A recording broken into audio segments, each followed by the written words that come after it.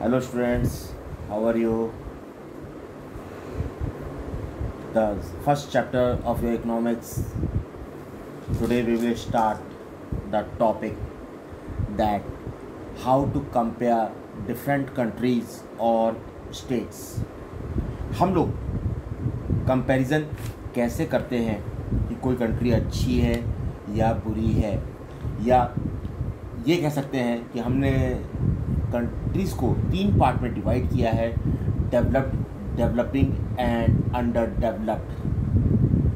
Developed countries जिसका example हम ले सकते हैं अमेरिका है, चाइना है, जापान है और भी बहुत सारी कंट्री है। डेवलपिंग में हम लोग इंडिया ले लेते हैं, श्रीलंका ले लेते हैं। अभी हम फिलहाल इन 2 की बात करते हैं। तो ये हम लोग कैसे डिसाइड करते हैं कि कौन सी कंट्री अच्छी है या बुरी है। अच्छी बुरी तो नहीं कहेंगे, ज़्यादा डेवलप्ड है या कम डेवलप्ड है। अब यहाँ पर जो हम बात करेंगे वो हम बात करेंगे कि जो हमारा वर्ल्ड बैंक है उसने एक वर्ड दिया है पर कैपिटा इनकम, जो कि एक इंडिकेटर के रूप में काम करता है।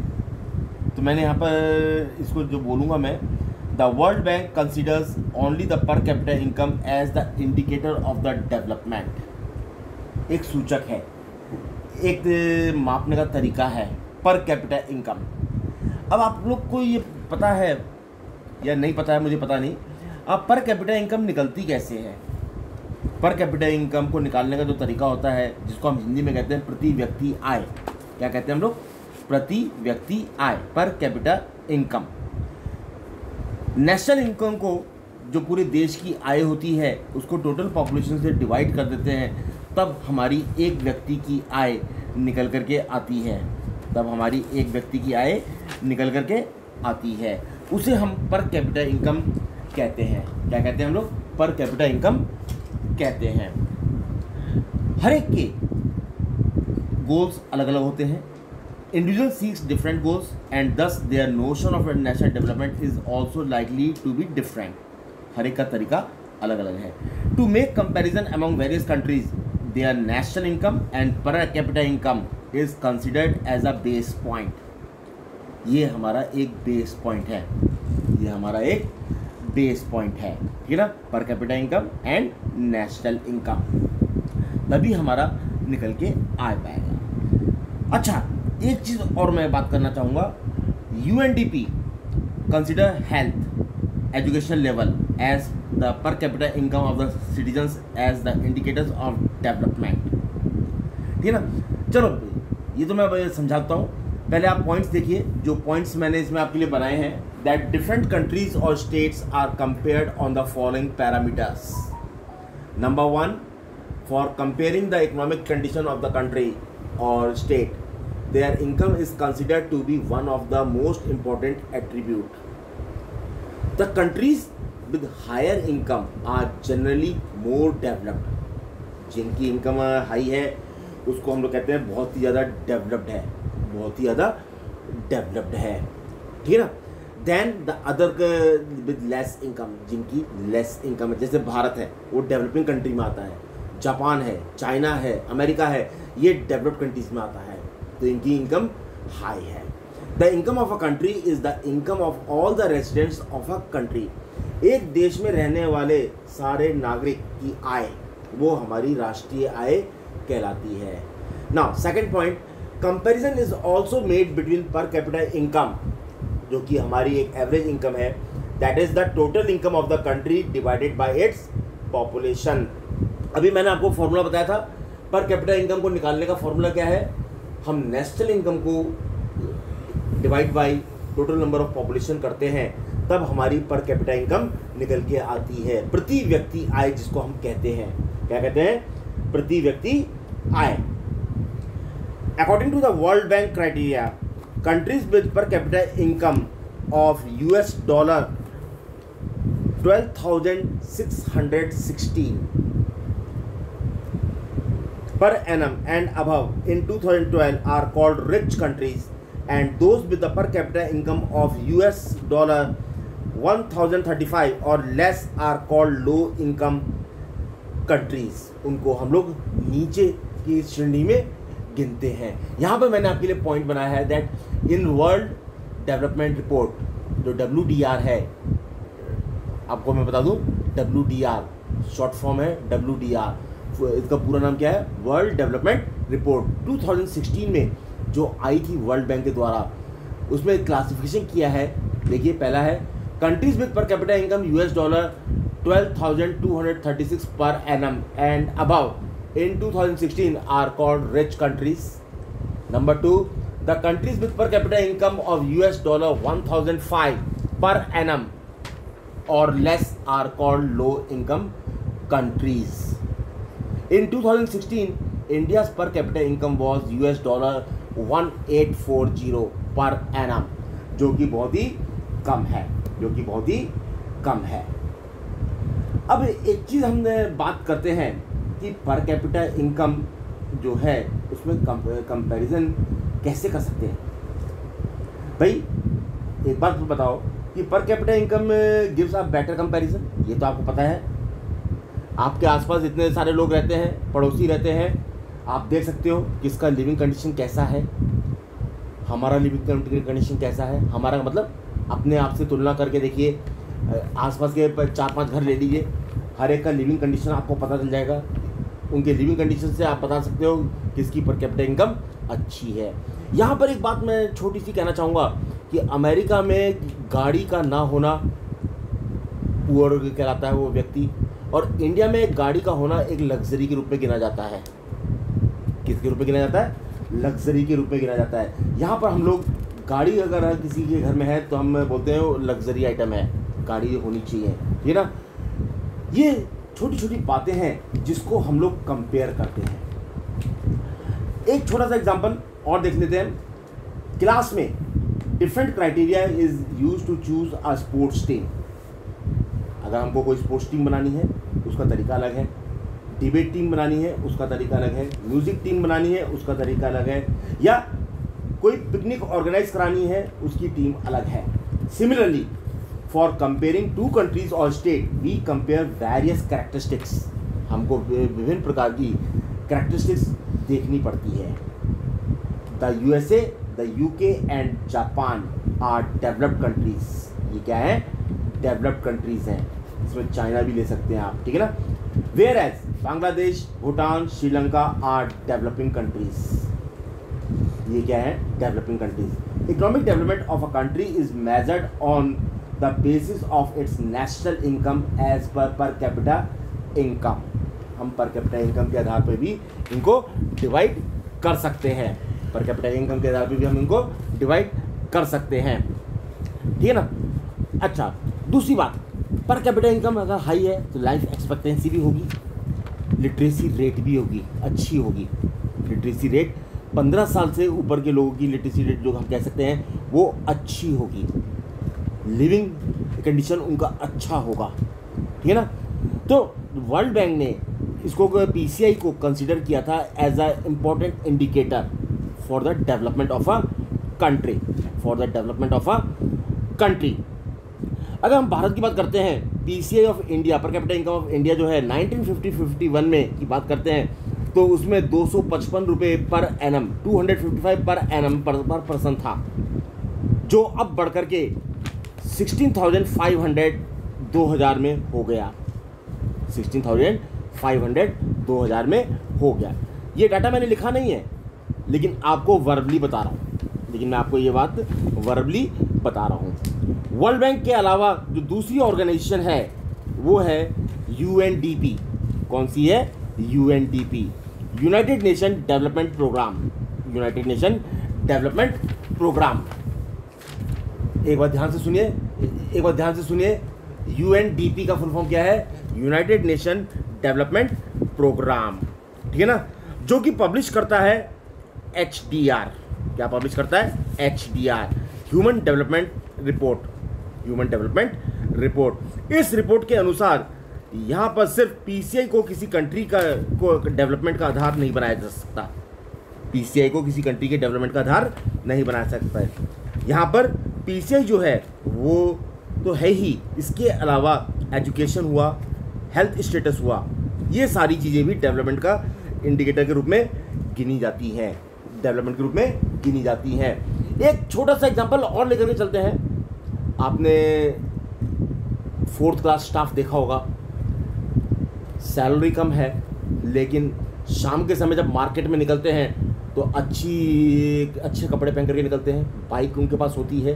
क्या हम उनको के कपड़ों को देख करके या उनके रहन सहन को देख करके, हाथ में अच्छा मोबाइल होता है, उनको देख करके हम कह सकते हैं कि इनकी पर कैपिटा हाई होगी? क्या हम उनको देख करके ये बता सकते हैं कि ये रिच है या पुअर है? उनके पहनावे को देख रहे, भले ही उनके पास 2 जोड़ी होगा, 2 जोड़ी अच्छे कपड़े होंगे, मोबाइल होगा, मोटरसाइकिल हो सकती है, लेकिन क्या उनको देख कर क्या हम ये बता सकते हैं क्या वो उनका पर कैपिटा इनकम बहुत हाई होगा? क्या वो रिच फैमिली में गिने जाएंगे? क्या हम किसी की ड्रेस को देख करके या रहन सहन को देख करके हम आइडिया लगा सकते हैं? जबकि लिविंग स्टेटस तो हमको इसी से पता चलता है। हाँ, दूसरी बात, पर capita income is calculated by dividing total income of a GDP. GDP का मतलब क्या होता है? Gross domestic product. जीडीपी का मतलब क्या होता है? Gross domestic product by its total population. Per capita income is also called a average income. इसको हम लोग क्या कहते हैं? Average income. So total income of a country is the sum of the income from all the residents of a country. अब क्या करते हैं बेटा?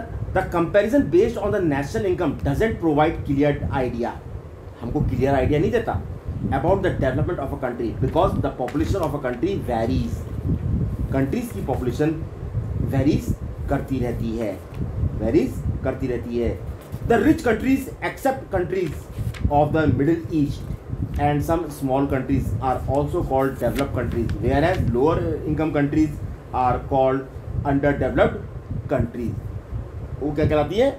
underdeveloped countries कहलाती है। ठीक है ना? यहाँ पर अगर हम बात करते हैं डेवलपिंग में, तो डेवलपिंग में मैं अपनी तुलना, यहाँ पर अपनी का मतलब क्या है? इंडिया की तुलना मैं श्रीलंका से बात करके करता हूँ कि श्रीलंका में लाइफ एक्सपेक्टेंसी अच्छी है, श्रीलंका में एजुकेशन की फैसिलिटी है, श्रीलंका हमसे कहीं अच्छा बेटर परफॉर्मेंस दे रहा है इस वक्त। इंडिया से कहीं बेटर श्रीलंका है। ठीक है ना? श्रीलंका में अगर डेवलपिंग में बात करता हूँ तो श्रीलंका के बाद इंडिया का नंबर आता है और इंडिया के बाद पाकिस्तान का नंबर आता है। इंडिया के बाद पाकिस्तान का नंबर आता है। ये तो आपने सुना ही होगा कि श्रीलंका का जो डेवलपिंग कंट्री में गिना जाता है वो अभी टॉप में है, उसके बाद इंडिया का नंबर है, उसके बाद इंडिया का नंबर है। यहाँ पर जब हम बात इन सब चीज़ों की कर रहे हैं, इन सब चीज़ों की कर रहे हैं तो यहाँ पर एक छोटा सा हम पार्ट लेते हैं जो अब आप अगली स्लाइड में देखोगे कि इनकम एंड इंडियन स्टेट्स। इसमें मैंने जो पहला पॉइंट आपके लिए बनाया है, on the basis of income following facts about Indian states are important. Following facts about Indian states are important. ठीक है ना? In 2015-16, while comparing the per capita income of states, Haryana had a per capita income of rupees 1,62,034 and Bihar 34,168 per capita income respectively. ये 2 state में मैंने comparison दिया आपको India का, एक तो हरियाणा का दिया है और एक बिहार का दिया है। तीसरा पॉइंट जो मैंने बनाया बेटा, Goa per capita income were also more than that of Maharashtra and Delhi.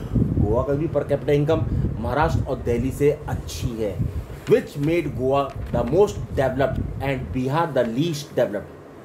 Bihar के मुकाबले में गोवा को सबसे अच्छा माना गया है, अच्छा माना गया है। ठीक है ना? अब जो हम लोग बात करते हैं डेमोग्राफिक इंडिकेटर्स की, इसकी बात करते हैं डेमोग्राफिक इंडिकेटर्स की, इंडियन स्टेट्स की। इसकी बात कर रहे हैं हम लोग, इंडियन स्टेट्स की बात करते हैं। अब डेमोग्राफिक इंडिकेटर्स है क्या बेटा? डेमोग्राफिक इंडिकेटर्स है क्या? अब ज़रा ध्यान से देखिए, मैंने आपके लिए यहाँ पर लिखा है States can be compared on the basis of demographic indicators as in the following chart. अब जरा चार्ट देखिए जरा ध्यान से। पहला मैंने कॉलम बनाया है स्टेट का, उसमें 3 स्टेट लिए मैंने, Haryana, Kerala and Bihar. Haryana, Kerala and Bihar. Infant mortality rate जो है, जो बच्चे पैदा होते ही मर जाते हैं, 1 साल से कम उम्र के जो बच्चे मर जाते हैं, वो है हरियाणा में 36 है according to 2015 and 16 data, Kerala में 12 है एंड बिहार में 42 है। लिटरेसी रेट देखते हैं अकॉर्डिंग टू 2011, हरियाणा में 82 है, केरला में 94 है, बिहार में 62 है। Net attendance ratio person secondary stage, that is age from 14 and 15 to according to 2014, 13 and 14, Haryana में 61 है, केरला में 83 है, बिहार में 43 है। आपने ये बात तो सुनी होगी और बचपन में पढ़ा भी होगा that Kerala is known as the most literate state. Kerala is known as the most literate state, ठीक है ना। यहाँ पर बेटा जब हम कंपैरेटिव टेबल की जो स्टडी कर रहे हैं, उसमें हमने एक चीज़ देखा that per capita income in regards to state are calculated as per capita net state domestic product. इसको हम कहते हैं PCN-SDP। क्या कहते हैं? PCN-SDP। इसका फुल फॉर्म सुन लीजिए, पर capita net state domestic product. सो पर capita income in Maharashtra is highest and in Bihar is lowest, ठीक है ना। तो यहाँ पर जो हम कहेंगे कि कंपेयर जो हम करते हैं, कौन सा ऊपर है कौन सा नीचे है, सारी की सारी बातें अगर हम करते हैं तो उसमें हम एक चीज़ देखते हैं कि हमारा बिहार सबसे नीचे है। बिहार सबसे नीचे है, ठीक है ना। चाहे वो किसी भी चीज़ को लेकर के हो, चाहे वो किसी भी चीज़ को लेकर के क्यों ना हो। दूसरी बात, अगर हम एक चीज़ की बात का गौर करें, एक चीज़ की बात का गौर करें तो उसमें हम जो दूसरा पॉइंट है, हम जब देखते हैं कि इन्फेंट मोर्टिलिटी रेट जो होता है बेटा, IMR इंडिकेट्स क्या। अच्छा, IMR होता क्या बेटा? Infant mortality rate indicates the number of child death with age less than 1 year on per 1000 life birth in that particular year. एक साल में जो बच्चे जो मर जाते हैं किसी कारणवश, कैसे भी हो, ठीक है ना, पर 1000 in a year, that is known as the infant mortality rate. In the analysis, it is seen that Kerala has the least IMR, whereas Bihar has the maximum IMR. Kerala में बहुत कम इन्फेंट मोर्टिलिटी रेट पाई जाती है, जबकि बिहार में अधिक पाई जाती है। High infant mortality rate implies that healthcare facilities poor and high per capita income does not guarantee for better healthcare facility. भाई जब IMR ज़्यादा है तो इसका मतलब हेल्थ केयर फैसिलिटीज़ पुअर है, हेल्थ केयर फैसिलिटीज़ वहाँ पर पुअर है। अच्छा, पुअर होने के भी कई कारण होते हैं, पुअर होने के भी कई कारण होते हैं, जिसमें हम बात करते हैं पहला लिटरेसी रेट का। इसका बात करते हैं literacy rate. Literacy rate measure the proportion of literate population. अच्छा, लिटरेसी की डेफिनेशन क्या होती है बेटा? हम लिटरेट किसे कहेंगे? A person those who can read and right in any one language. जो व्यक्ति या जो बच्चा किसी भी एक लैंग्वेज में लिखना और पढ़ना जान जाता है, that is known as the literate. वो बच्चा क्या कहलाएगा? लिटरेट, ठीक है ना। और इनकी उम्र 7 साल तक की होनी चाहिए, 7 साल तक की होनी चाहिए, या इससे ऊपर, या फिर इससे ऊपर, ठीक है ना। अगला जो पॉइंट आता है बेटा, वो हमारा है पब्लिक फैसिलिटीज। क्या है? Public facilities. पब्लिक फैसिलिटीज में जो मैंने पॉइंट बनाए हैं, पब्लिक फैसिलिटीज में मैंने जो पॉइंट बनाए हैं आपके लिए, वो है facilities provided by the government free of cost or at subsidized rate are referred to as public facilities. अब कौन कौन से पॉइंट है बेटा? सबसे पहला पॉइंट है money in one pocket can't buy all the goods and services that we needed to live well. पैसा सब कुछ नहीं खरीद सकता, सारी व्यवस्थाएं नहीं कर सकता आपके लिए, कुछ हद तक कर सकता है। So it is the responsibility of the government to make adequate provision for public facility.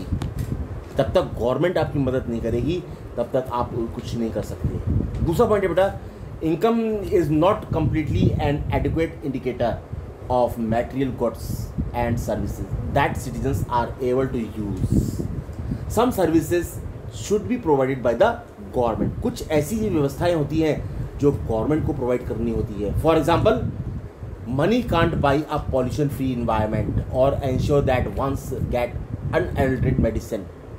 क्या आप पैसे से पॉल्यूशन फ्री इन्वायरमेंट खरीद सकते हो? क्या अनएडल्टरेटेड मेडिसिन खरीद सकते हो? ये तो गवर्नमेंट का योगदान है ना, इसमें गवर्नमेंट को योगदान करना चाहिए। These can be assured only by adequate steps taken by the government. तीसरा पॉइंट बेटा, Kerala has low infant mortality rate since it has an adequate provision of basic health and education facilities provided by the government. सरकार के द्वारा प्राप्त है ना उनको ये सब चीज़ें, मदद। Similarly in some states the PDS function well. कुछ ऐसे भी स्टेट्स हैं जहाँ पर public distribution system function well करता है, अच्छा करता है। नेक्स्ट पॉइंट है, even today girls in many areas are not able to achieve secondary level schooling because government और society has not provided adequate facilities. कुछ जगह ऐसी है जहाँ पर लड़कियों ने को अभी तक सेकेंडरी लेवल की स्कूलिंग अचीव करने का मौका नहीं मिला है, उनको इनसे वंचित रखा गया है। हर जगह पर हाई स्कूलिंग नहीं है।